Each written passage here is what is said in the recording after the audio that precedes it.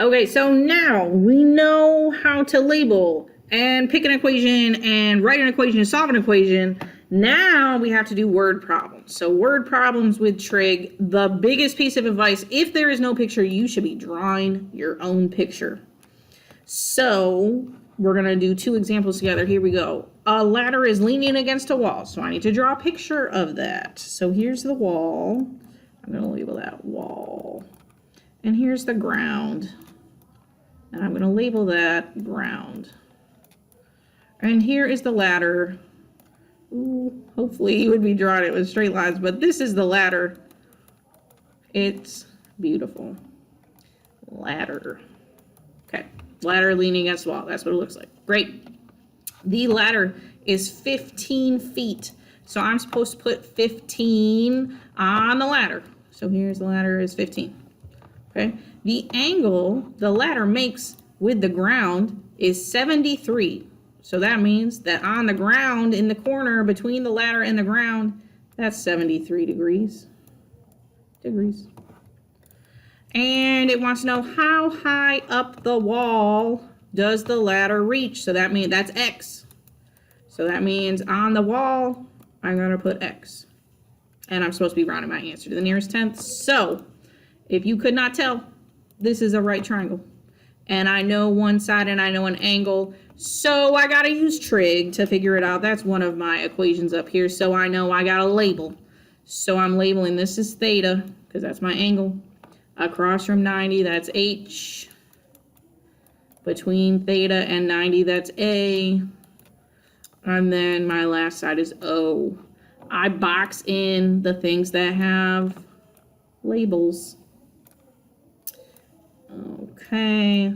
So I have theta, an H, and an O. I am picking which equation, sine, cosine, or tangent has an H, an O, and a theta. And that's going to be sine. So I'm going to write down sine theta. And I'm plugging in my numbers. We know how to do this already, but we're going to just do it anyway. Sine 73 equals my O, that's X, over H was 15. I'm looking, where was my X? My X is in the top. That means I'm supposed to solve by multiplying. So I got 15 times sine 73. And that's what I'm going to type into Desmos. So here we go. 15 times sine 73. Enter. And that's my answer. So 14.34. 14.34. Rounding to the nearest tenth means does this 4 make 3 bigger or keep it the same? It keeps it the same because this is smaller than 5. So final answer is 14.3 and we're in feet. Final answer 14.3. So we know how to do all the steps. The only extra thing is I got to draw a picture. And make sure you label your picture well. So here's the next example. A tow truck lowers the ramp onto the ground to put a car in the bed of his truck. So bear with me while I draw a tow truck.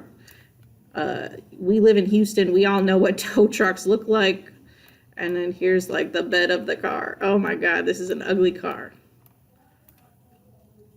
But we know what a tow truck looks like. And then the ramp comes down like this. Okay. So if you could not tell, here's the ramp. And here is the ground. This is a beautiful picture. I'm so proud of myself. If you did not notice, that makes a right triangle. There we go.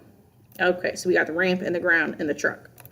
So the angle the ramp makes with the ground is 40 degrees. So between the ramp and the ground, I got to put 40 degrees in there.